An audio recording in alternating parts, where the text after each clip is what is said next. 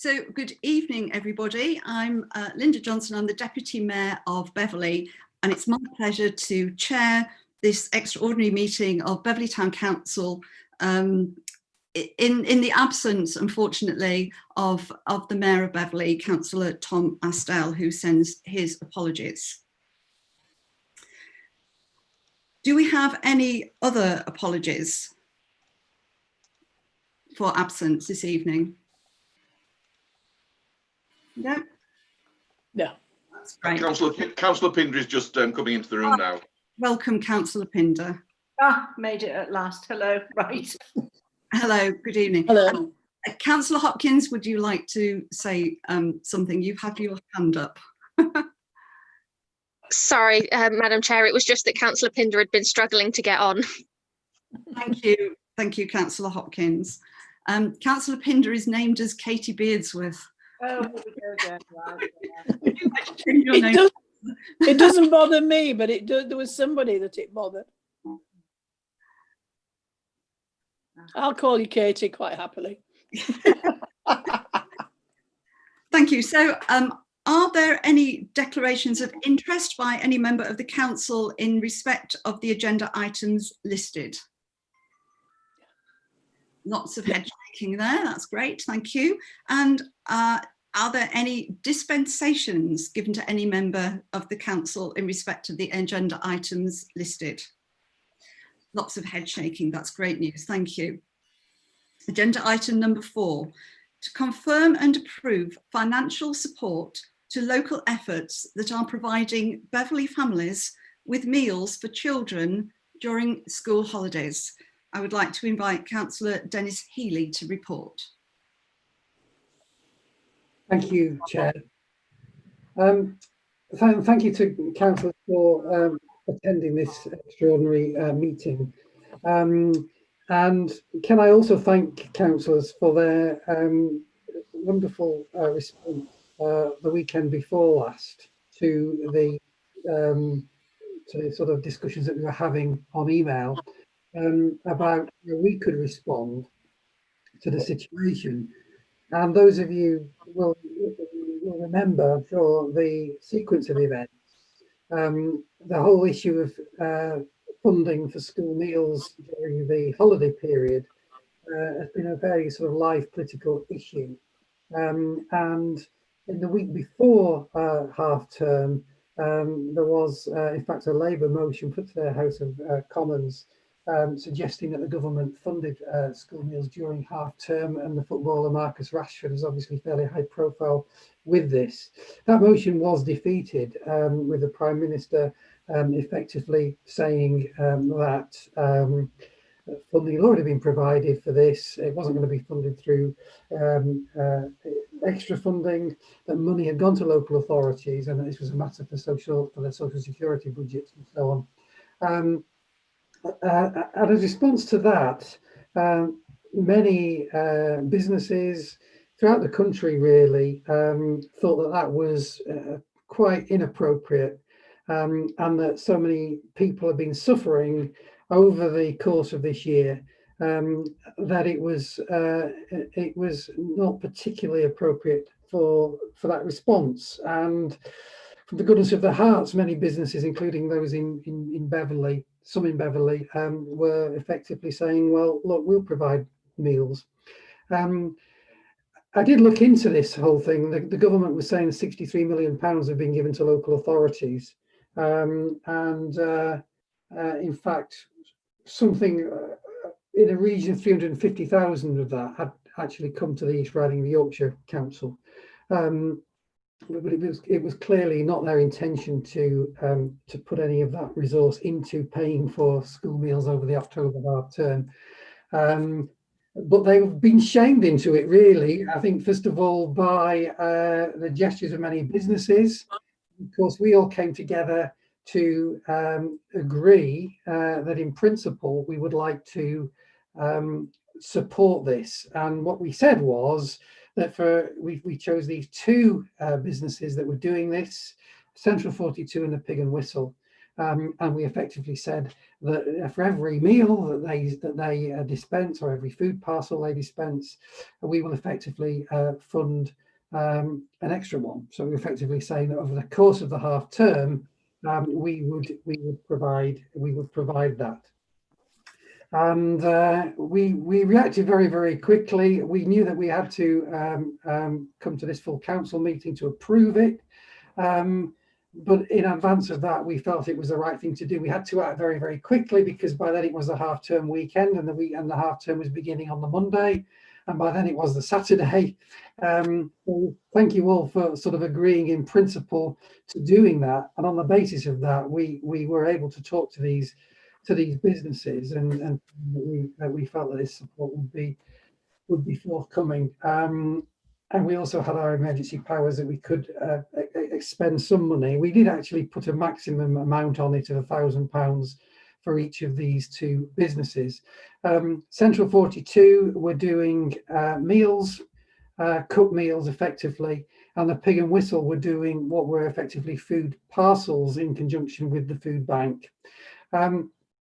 Very interestingly, of course, what happened on Monday the 26th of October, which is the first day of half term, guess what? The East Riding Yorkshire Council decided that they would, after all, find some money for this purpose, for providing school meals. And I believe that they were shamed into doing that by the efforts of these businesses, who, as I mentioned before, have suffered very considerably. And that was before they knew they were going to go into a second lockdown. So £100,000 was forthcoming from the East Riding Council. Money was apparently paid straight into people's bank accounts. And they got their own, they made the right decision in the end, but they were dragged to it kicking and screaming because of the pressure that was put on by councils such as ourselves that were supporting these businesses. So I think that we can say that we have achieved a great thing. We did it totally collaboratively across all of us, and I think that we can be very proud of what we've achieved. I am very keen that this goes further, and that that they do this properly for the Christmas holidays. And I will be putting a motion to the full council, the East Riding Yorkshire Council, to say that we should be doing that for the holidays to come in December 2020, because no children should be going hungry in our town or any town, and the support is there, and we stepped to the plate, I think, when it really mattered.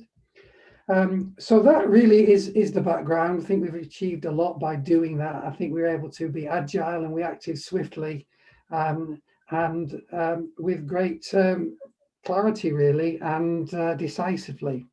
So on that basis, the motion quite simply want to move is that we authorise the payments of up to £1,000 for each of these two outlets, and that will be a maximum. And I think in the case of the Pig and Whistle, it will be that they've already, in fact, distributed food parcels in excess of that, so we will be invoiced £1,000 by them. I think it's probably likely to be less from Central 42. But that the half term is now complete anyway. So that's the basis of the motion. That's why we wanted to have this extraordinary meeting today, to rubber stamp that. I do ask you to support that motion, and I'd like to ask if somebody is prepared to second it, please. Thank you, Margaret. So I think the motion is as said, to confirm and approve financial support for local efforts of providing Beverley families with meals for children during school holidays to a maximum amount of £2,000 for those two outlets, the Pig and Whistle and Central 42. Could we all please vote on the proposal with a show of hands as per normal? Thank you very much. That's obviously carried. I think this council can be very proud of itself in that we responded so quickly and as a full council. Deputy Clerk. Yeah, just for the minutes, so we get a correct wording for it. I know Libby will have been writing as well, but I've jotted down that the town council authorises payments of up to £1,000 for each business in brackets Central 42 and the Pig and Whistle close brackets to support the provision of meals they provided to children entitled to free school meals during the half-term holiday. Would you concur with that, Councillor Healy? Yes, that's absolutely perfect. Thank you. Councillor Pinder. Yes, can I just suggest that, because I think it's right we do that, and I don't want to amend the motion, but we need to make sure we've got proper oversight of the documentation that comes in to prove that spend. Now, we've got an itemised, from the Pig and Whistle, an itemised invoice showing what each box contains. I think we might need a bit more for them just having said, we've provided 45 of these. I mean, I'm confident they will have done, but can I ask that, have we finalised the policy agenda? Linda, so I've been meaning to call you and life's got away from me, but can we have a conversation at some point? Because I think a policy, we should maybe just have oversight of the documentation that comes in, the financial documentation from those businesses. Yes, of course, Councillor Pinder. Councillor Willis. You're muted, Councillor Willis. I didn't have my hand up. Oh, your hand is up virtually. Oh, right. Oh, that was for the voting. I didn't know it had happened. Right, I'll lower it. There we are. Councillor Tucker. Yeah, I couldn't see it. Sorry. It's all right. If I can possibly confuse you, I will. Sorry. Councillor Tucker. I suggest that we write formally as a council to both of those organisations, thanking them for their efforts, and let it be recorded in the form of a letter, which I'm sure they'll be pleased to receive. Good idea. Thank you. I can see, Councillor Pinder, you wish to make another comment? Yeah, just very quickly, because Councillor Healy and I did discuss this, that I think we do need to look at what may be needed, what we may need to put in place for the Christmas holidays, if this situation still pertains and the government won't provide those meals. But this time we're actually going to have more time to get it properly in place and hopefully get more businesses involved. Yes, I think many of you have said as well that, you know, what else can we do, and for what other groups can we do things as well, particularly elderly people and so on, and families in this run up to Christmas in a lockdown. And I think it would be quite useful to have this discussed at the next full council as to what other groups we can help and how can we help. And I know many of you have got ideas on that, and I so encourage you to bring them forward, and maybe we can discuss them at full council. Good idea. Councillor Hopkins. Thank you, Madam Chair. I just wanted to second Councillor Tucker's proposal that we send the formal letters to those two businesses. Thank you. Councillor Gow.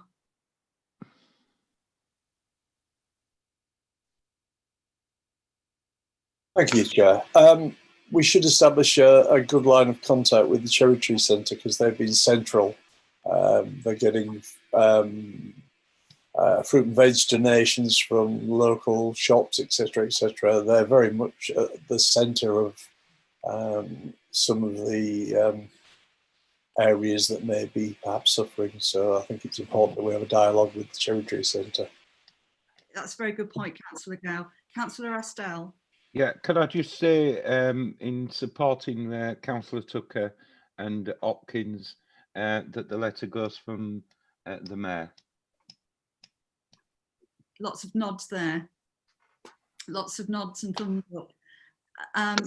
Any more comments before I close the meeting at 18:47? Sorry, Councillor Horsley. I suggest that we also thank the Food Bank for their cooperation. Yeah, the food bank has been doing sterling work.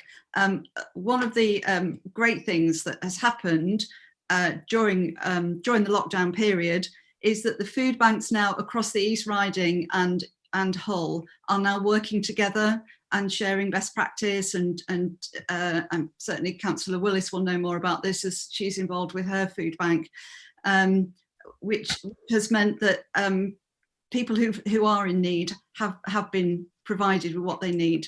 Councillor Tucker. Just a thought, Madam Chair. It might be an idea if Mr. Mayor were to go to these premises with his letter and deliver it, so that we could indicate to people what we have been doing as Beverley Town Council. It would raise more awareness and hopefully get more businesses behind us in the future if they can see, you know, how good actions are rewarded. Just a thought. Thank you very much, Councillor Tucker. Deputy Town Clerk. Yeah, that might be practically difficult in the immediacy with the businesses being locked down. I'd forgotten about that, sorry. How could you? He could throw it from a long distance. He could sort of stand a long way away and chuck it in the doorway.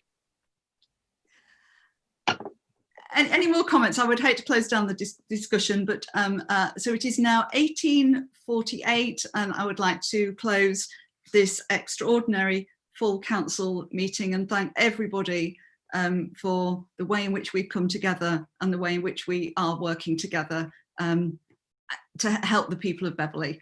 Thank you.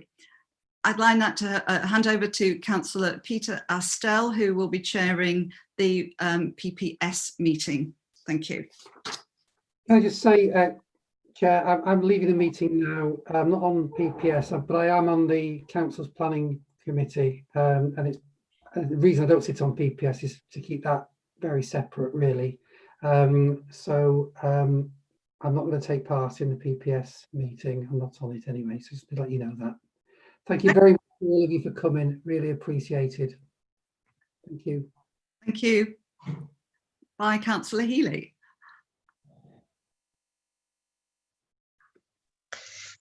Yeah, I'm also leaving for PPS, I'm afraid, but thank you for this meeting tonight, Madam Chair. Thank you for attending, Councillor Hopkins. Good evening. Right. Sadly, I can't come up with an excuse, so I'll stay. Yeah. Okay, then. Thank you very much, Linda, for chairing that part of the meeting. So apologies, please, Libby.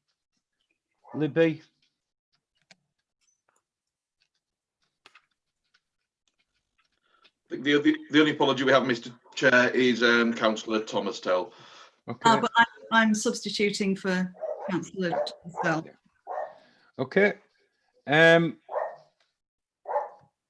Introduction. Well, it's the same as what the Deputy Mayor's instructed you all.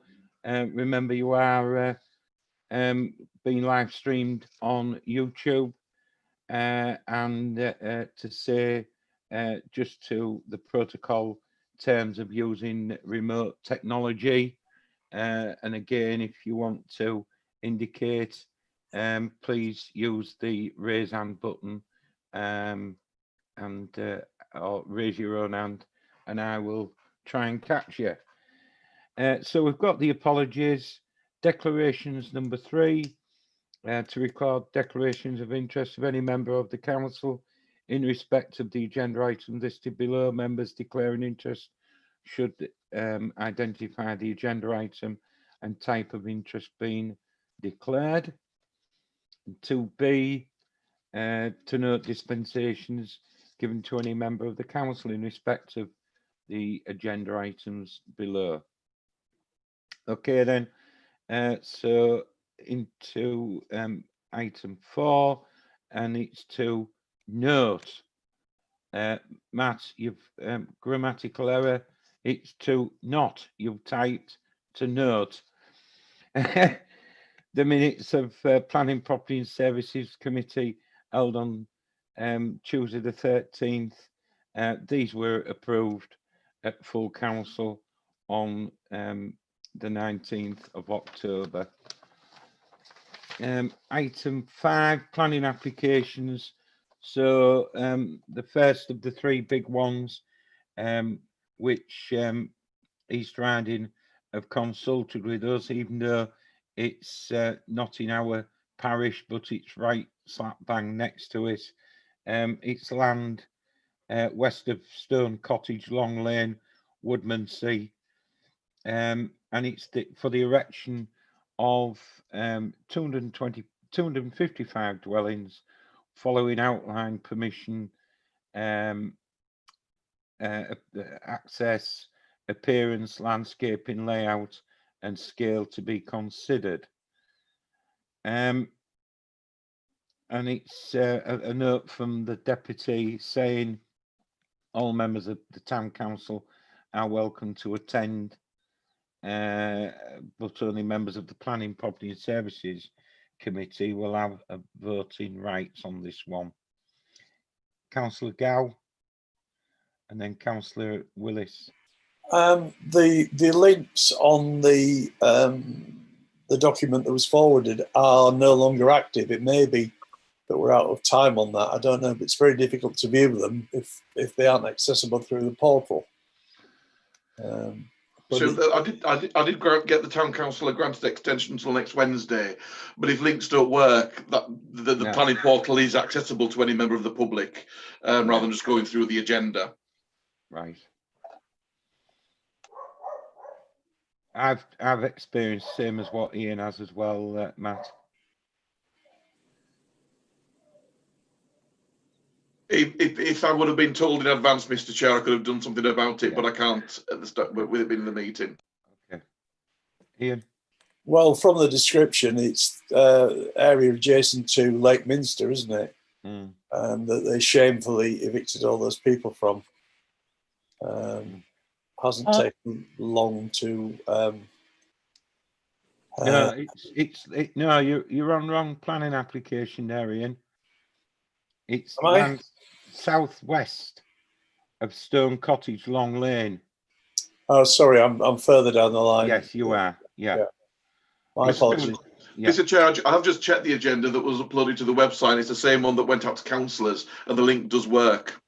So I mean, it might be an individual device issues, but I've just checked it now live, and it was one that's uploaded to the website is the same that's sent out. So I'm not sure what happened there. Mm. I tried it on Saturday, so. Okay then. Well, can we have your view? Sorry, Anne. Yeah. Yeah. No, isn't that the same one that we've been on and on about, telling them the access was rubbish, and that it was where the children were going to be? Is it not that one? No. Oh, this is a different one. Yeah. All right. Okay. Thank you. Mr. Chair, for detail for councillors, these first two applications with the house building are part of the East Riding's 10-year development plan, 2019 to 2029, and it's been built rather as one whole development. It's being built in smaller patches, partly because different developers are dealing with different aspects of it. The planning application council was referred to as the one at Poplar's Way. These are newer than that. Yeah. Okay then, councillors, what's your wish?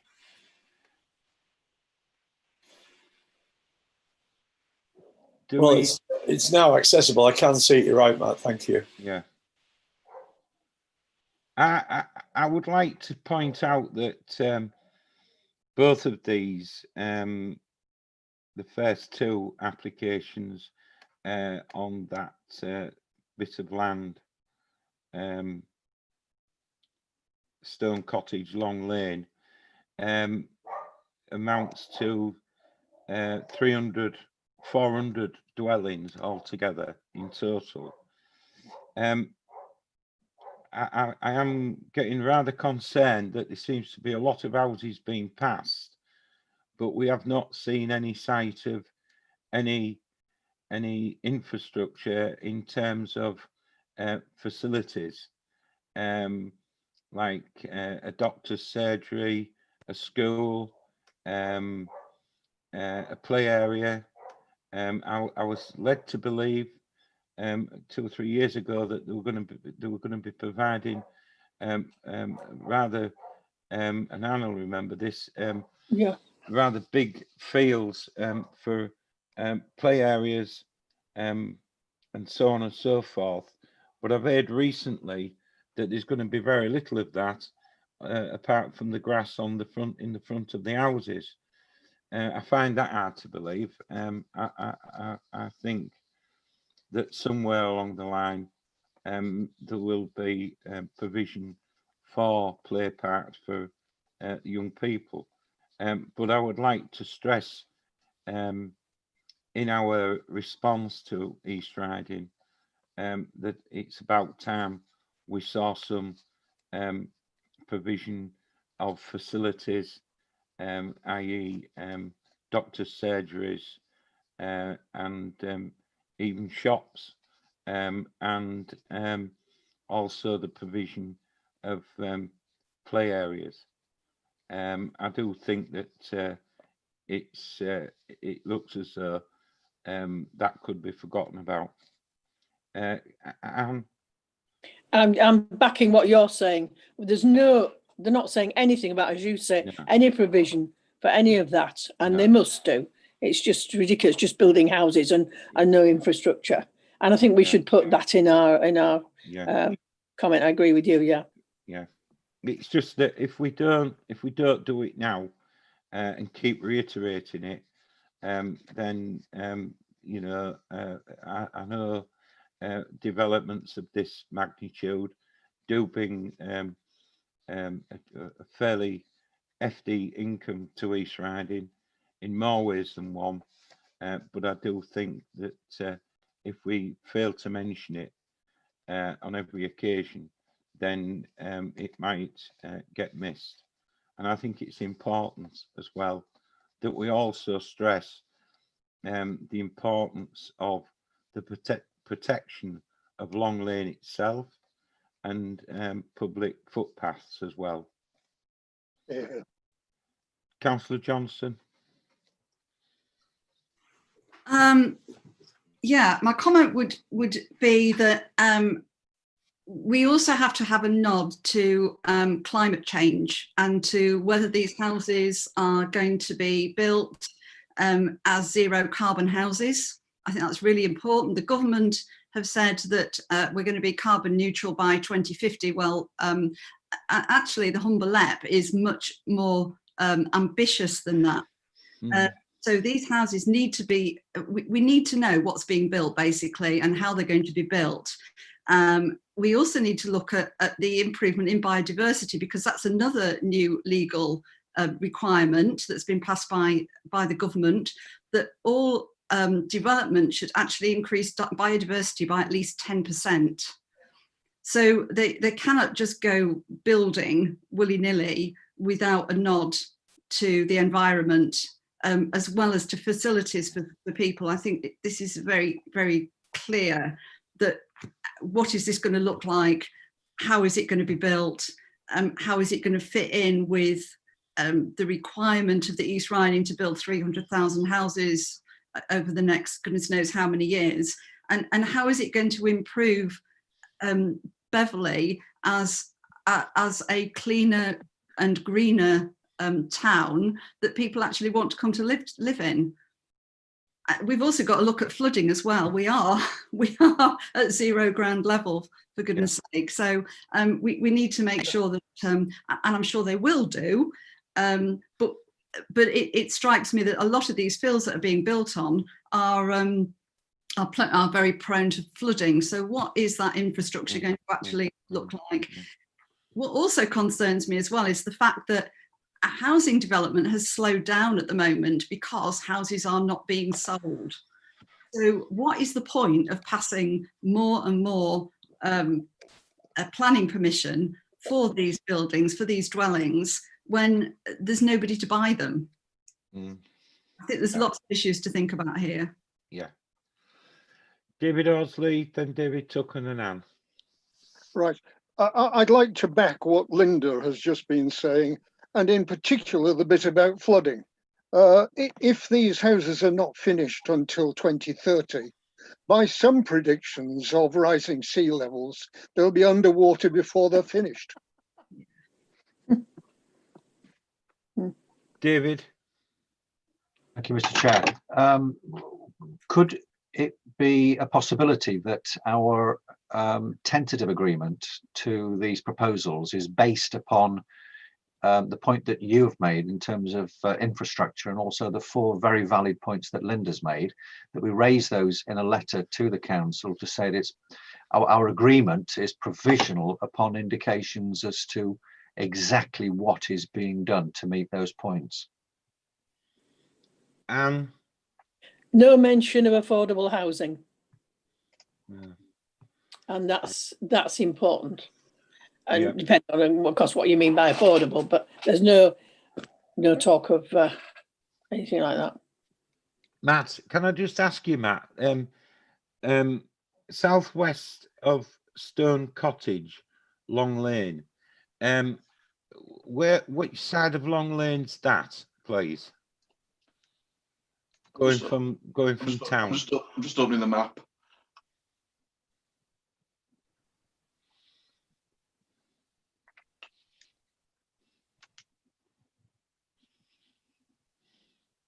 Is it anywhere near the railway line?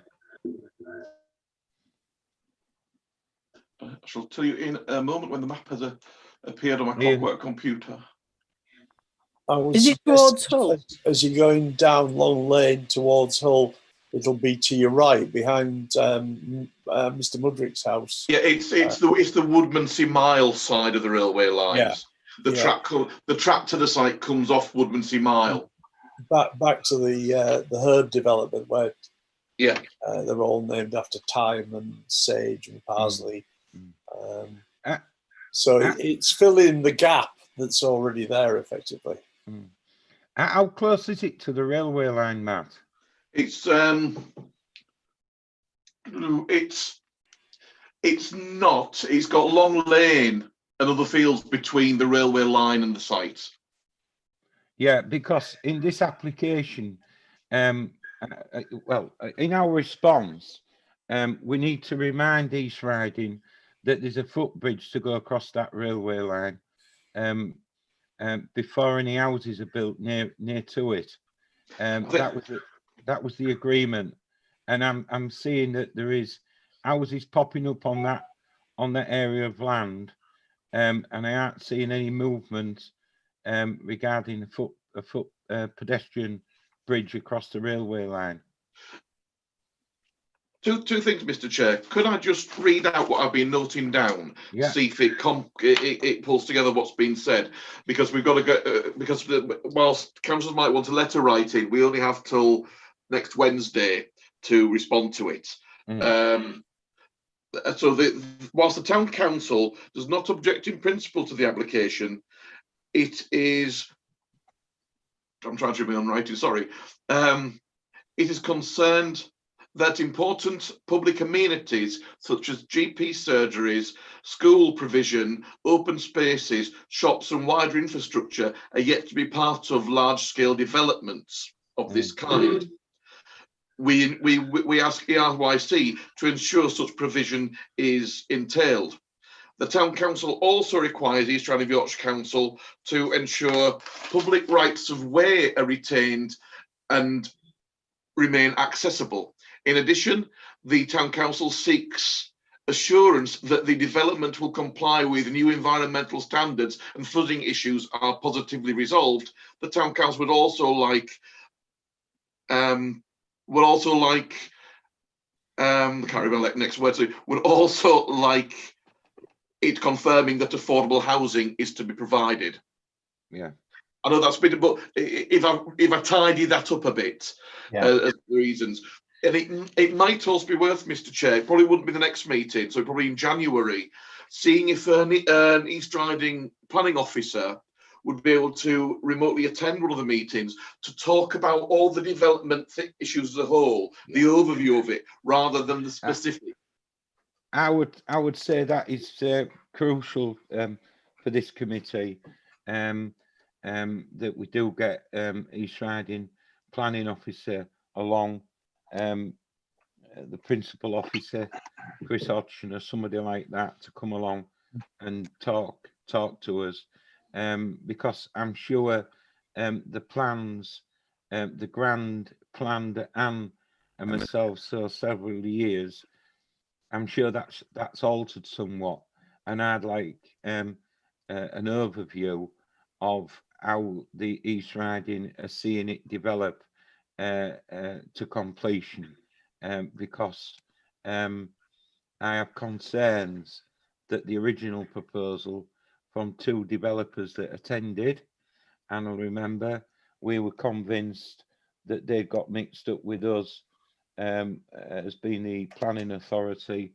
and we weren't, obviously with town council, but they produced grand plans of green and open spaces.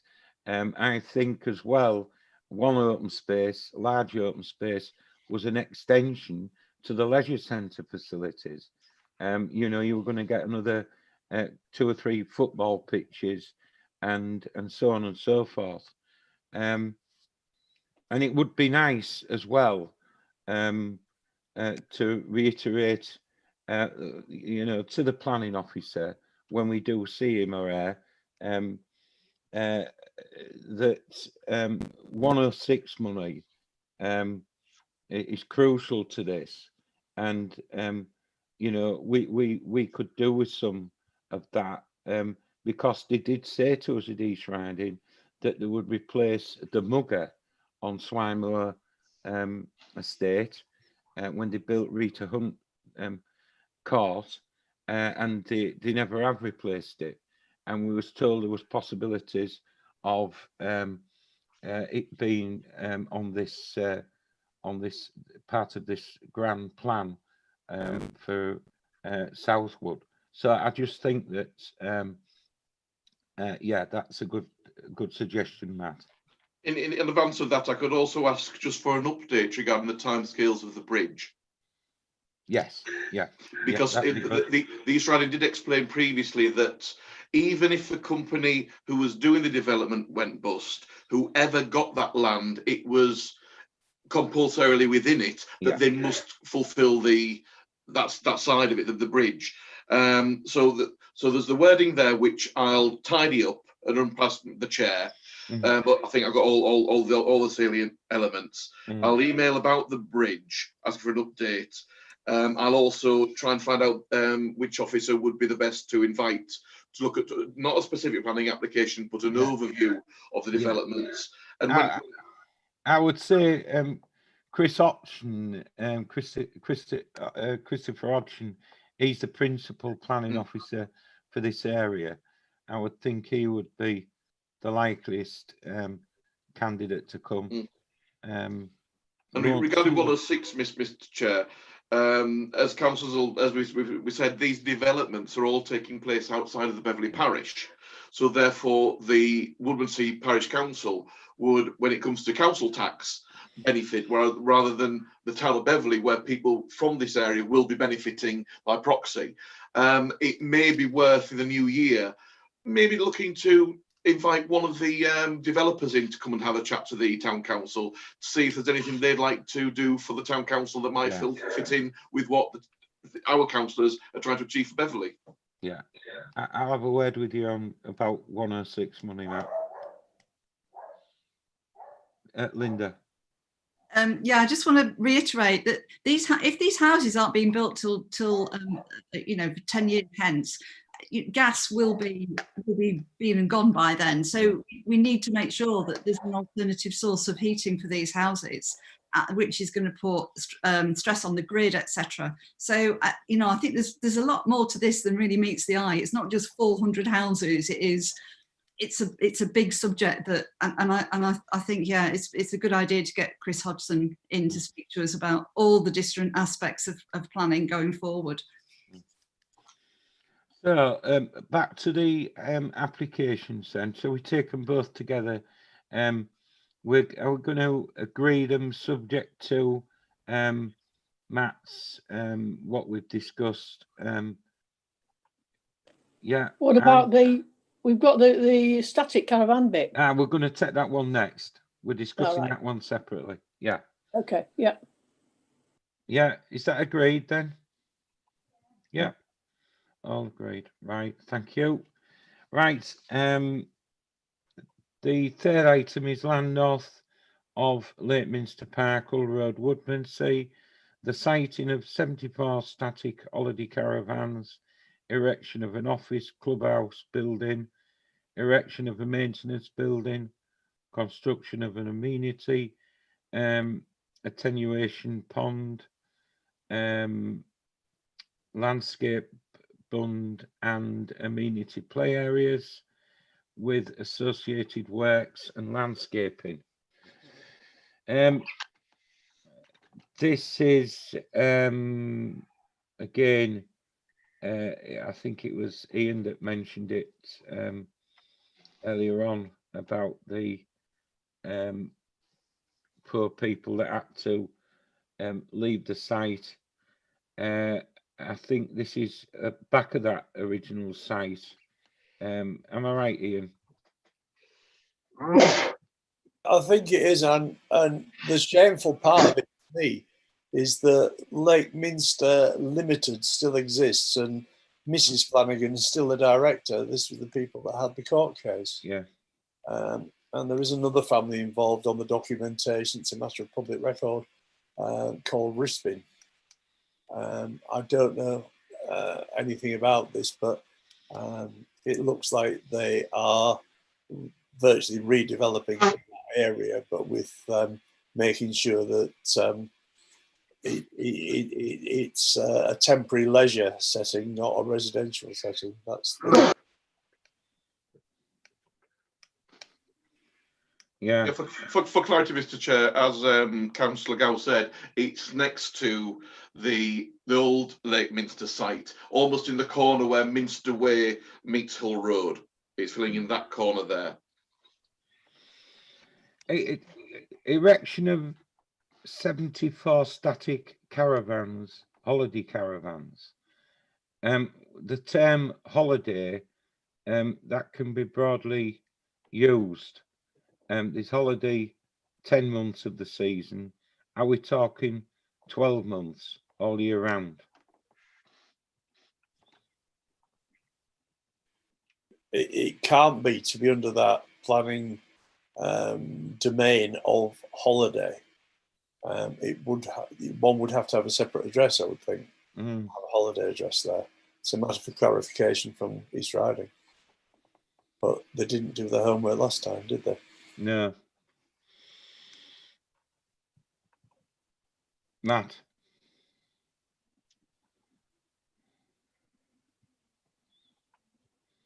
I'm just looking at some of the documents, Mr. Chair. I think, as Councillor Gow said, by the very nature of what they're applying for, as with the term holiday, it would have to fulfil that criteria. Councillors could potentially, again, have a condition, have no objection in principle, but on the condition that the properties are, as understood, holiday rather than permanent residences. Yeah. Is that agreed? Those words? Yeah. Yeah. Okay, Ian? Yeah, we just don't want to be in the position we were in previously with the other development. No. So if you could reiterate that, Matt. Thank you. Thank you. Right. The next 5 have been dealt with by Matt, myself. No objections to that. 8A Wednesday Market, Beverley. Change of use of first floor from D1 chiropractor to A1 hair and beauty salon. It's a retrospective application, and Matt's put in that Beverley Town Council has no objection to this application. Is that agreed? Yeah. Yes. Is that agreed? Agreed. No, can I say something? I think it's really irritating when people put in retrospective applications and expect them to get passed through. I mean, in this case, it's nothing really serious, but I just find it, you know, most people play by the rules, don't they? And they put in an application and they get permission or not before they go ahead and change something or develop something. This is just becoming far too frequent that people are doing that. I mean, as I say, it's nothing serious this time, but I think we should strongly recommend that in future retrospective applications are not considered quite as generously, perhaps, as we're considering this one. No. Ian. Can I just point out I'm in greater need of a chiropractor than a beauty salon, to be honest. Yes. Yeah. Okay. It's a debatable point though, Ian. We're all happy with that then. Right. 55 Wood Lane, Beverley. Erection of a single story extension, construction of a dormer window to the rear, and installation of a window to the gable. And the committees considers the design and size of the dormer. Yeah, Mr. Chair, the reason that I didn't give a proposed response is the last time there was a dormer window in that area, or in St Mary's Terrace, close to it, that went on for quite a long time and it was quite controversial. So I felt it was worth councillors discussing more in full if they wished. With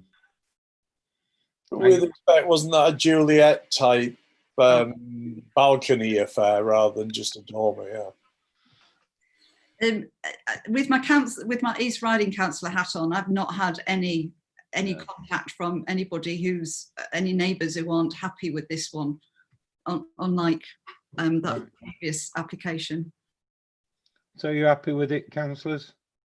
Yeah. Okay then. 29 Norwood Far Grove, erection of a first floor extension to the rear. And that's put Beverley Town Council has no objection to this application on the condition that the extension does not negatively impact on neighbouring properties. Are we agreed with that? Yeah.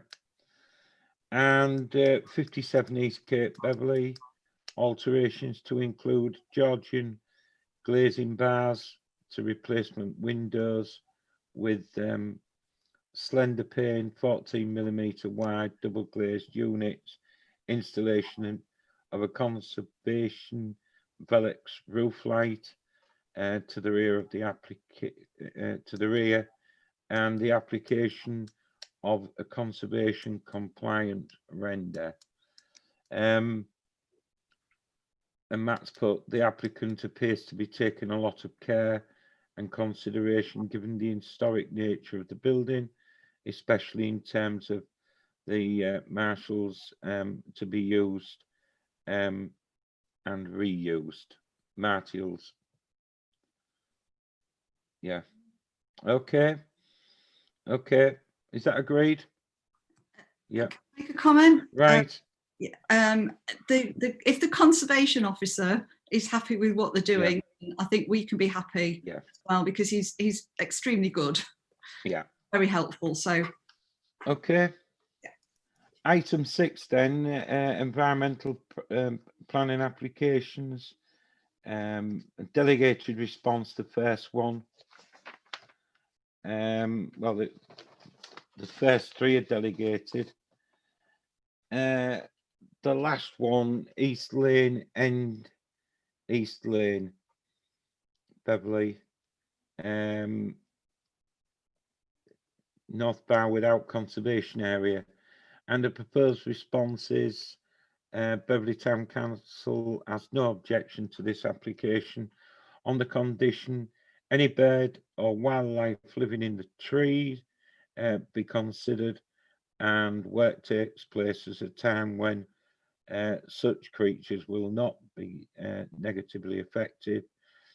The Town Council would encourage the applicant to replace these trees with more suitable specimens and for the location, if possible.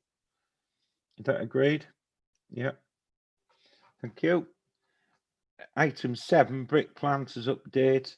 If you recall, these are the planters which there's about 8 or 9 of them on the cherry tree side of estate of Swinemore Estate, and I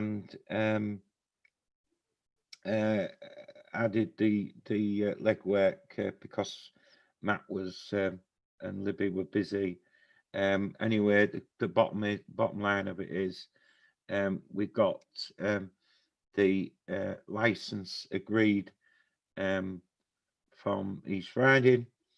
That's been signed and sent back, and indeed Tony came, the plant man.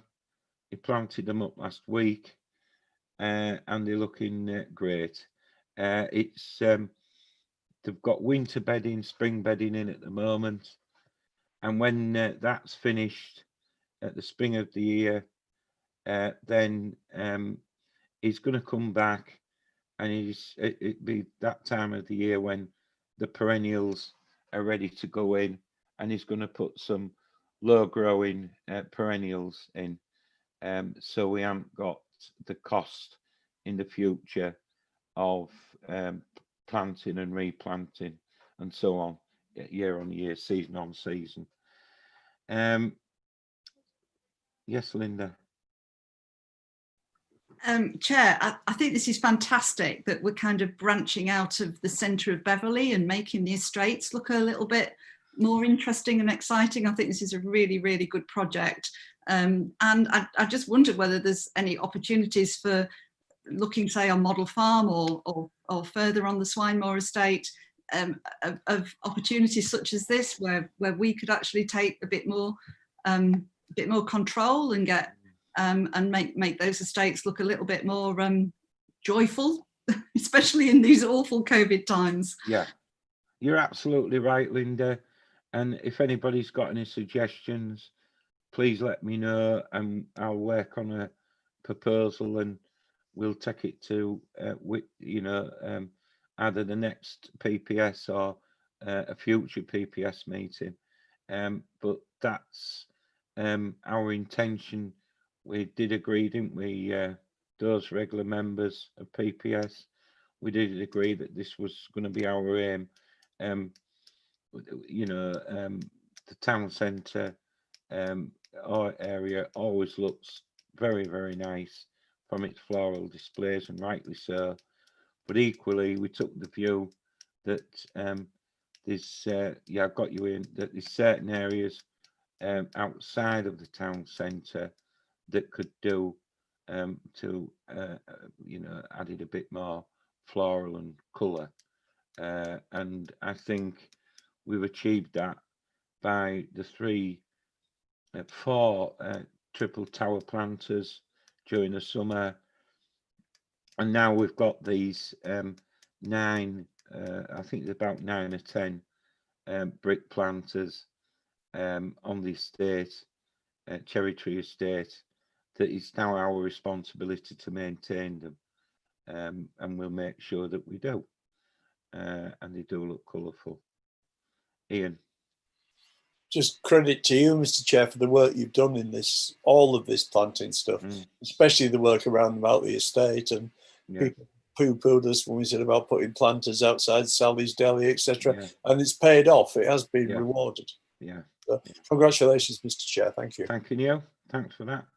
I don't do it for congratulations. I do it because I want to make the area look nice and better, as we all do, and I think it's a small price to pay, my extra time, but it's paid dividends.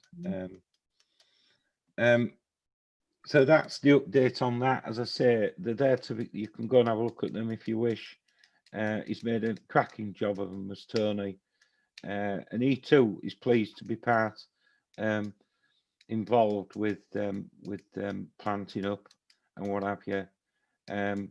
And indeed is an asset, because I've discovered he grows his own plants, and he's just opened a nursery, and so he's an asset to us. 8 then, winter bedding, winter planting. well, again, you'll have all seen them on the barrier planters. Tony's done a cracking job. And even we asked him at last minute if he could plant up the mangers at the Minster. And he said, oh, God, you're asking me now. He said, yeah. He said, what I'll do, he said, I'm about ready to leave. He said, I'll throw some extra bedding plants up on. And he actually planted them up on site, bless him. So he's done a cracking job for us. I'm happy with him, and I think we've fallen on a good contractor there. Nothing's too hard for him. As Matt has discovered, he brought 30 bags of peat-free compost at the very last minute. He was about to leave Tadcaster that very day, same day as he threw these extra plants on to do the mangers. And we rang him. I said, Tony, have you left yet? He said, no, why? I said, the In Bloom ladies want 30 bags of peat-free. And he went and got them for us, and he brought them straight through. So, yeah. To confirm the litter grit bins, item 9, the litter bin, which Councillor Nicholson, ward member for Minster and Woodmansea, requested, that's been now cited and in place by East Riding near the railway footbridge, and there was a request for a litter bin again where the track between Swinemoor Lane running along Barmston Drain reaches Groville Road. That has been installed, and the town council are awaiting the invoice from East Riding. And as you can see, there's been a request for a litter bin close to Sigston Road, Goodfell Corner. That's been submitted. And then there's a damaged bin, grit bin, at the top of Neville Avenue on Queen's Road. And again, Matt and Libby are waiting to hear from East Riding as to who pays for the repairs or replacement. And lastly, there was a request for a grit bin, Goodfell Road, Oldbridge Corner. That's been submitted, but it's wrong, is that, Matt? It's Goodfell. It's Goodfell, Sigston Road corner, near where the litter bin was. Is. I think on when I looked on Google Earth on maps, there is on Street View, there is a grit bin shown on Sigston Road, Goodfell Road corner on a small grassed area. All right, I'll have a look at that and I'll check that out and I'll get back to you tomorrow. Well, but either way, nothing's fixed. So if we just want to change where it is, yeah. I can liaise with Maureen Ward and sort it. No problem. Yeah. So we all agreed. Oh, sorry, Ian. Well, just with regard to the Neville Ave bin, if the facilities had been provided where Rita Hunt had been built and we were supposed to get an alternative, perhaps that wouldn't have happened. No. Anyway, that's how. All right, Anne. Cheerio. Bye, Anne. Bye. Yeah, no, you're right, Ian. So we all agreed with that, them actions. Yeah. Time then, Beverley branches out. This is the tree planting project which Matt submitted the application for some funding, and the funding has been received and it's been signed and returned, and we need to have a project meeting now, so that between Matt and myself and any other interested councillors that wish to discuss this further. You've got on, Mr. Chair. I think we get the money after we spent it. Yeah. so we get it recouped back when we approve spend, but it means that we've got X amount that we know we can work towards. And then we can meet on Zoom and look at potential. We've identified various areas the trees could go. We can look at it in more detail. And just a quick word regarding the bins. I think now with the lockdown happening, some things might start going a bit slower again, because they did grind down a little bit naturally the first time, and then officers managed to get back up to speed. So we might have to wait a little bit longer for something. But I'll keep trying to get updates from these riding. The officers are all really good at what they do, and I've got quite good relationships with them now. Yeah. Okay, Matt. So are we looking for volunteers to join in this zone?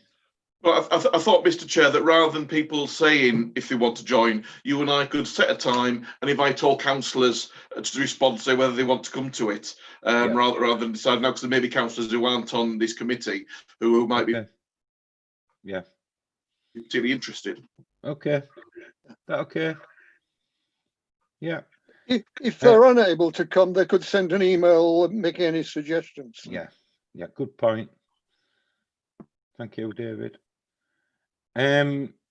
So agreed on that then. Item 11, Beverley Beck, a living waterway.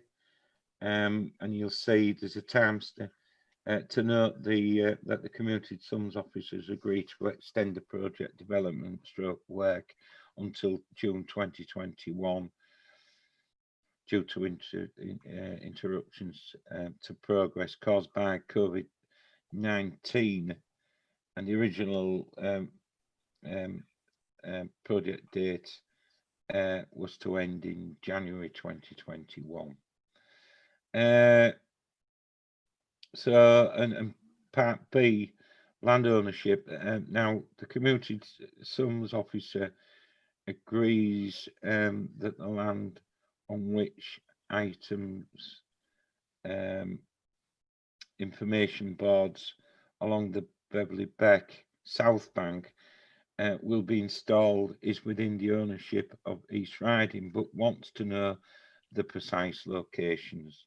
Yeah, if I could say, Mr. Chair, on that, we initially was wanting to prove ownership because parts of the road down the South Beck are private, some aren't. But Paul Palmer's from East Riding has confirmed that the banks where things would be are definitely East Riding ownership. Yeah. The issue that we've had is because of COVID and things being postponed, we wanted to work with biodiversity experts, etc., to say where the best places would be for boards to explain the direct biodiversity around the boards. So that's why we've not got the specific locations yet, because we've not been able to do anything like that due to COVID. But now we've got the extension. Hopefully, it's something we can start looking at, and we could make some. I think some ballpark suggestions as the locations along the Beck on the provision that they may be moved to fit with the diversity, but we could identify some specific points. Yeah. So are we agreed with that then, that we let Matt pursue that with the biodiversity officer, Linda? Would it be possible to get a copy of the spec for that project? Because it was £17,000. So there's. I've emailed out several times. Have you? Yeah, I've emailed. Sorry. Yeah, I've emailed out several times. I can email it out again tomorrow. Thank you. Right. Okay. Just in case anybody's got any different ideas. So it's but it's good that we've got an extension. That's fantastic news. Thank you. Okie dokie. Thank you very much, members, for your attendance. And I'll close the meeting. Thanking you. Matt. Right. Matt. Oh,